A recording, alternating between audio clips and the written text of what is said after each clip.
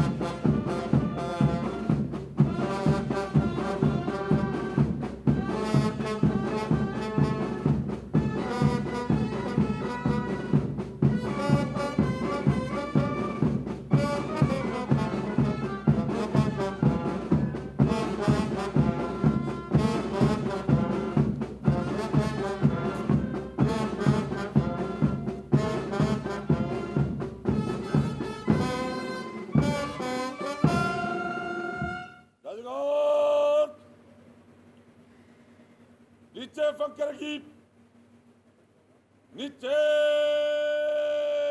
फंक।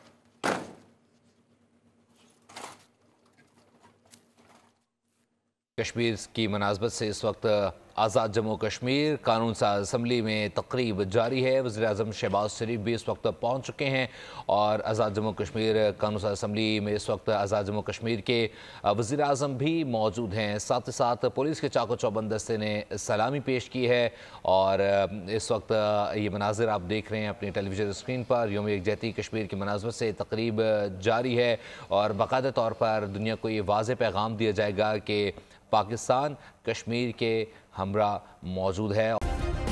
Subscribe करें और bell दबाएं ताकि कोई खबर रह न जाए।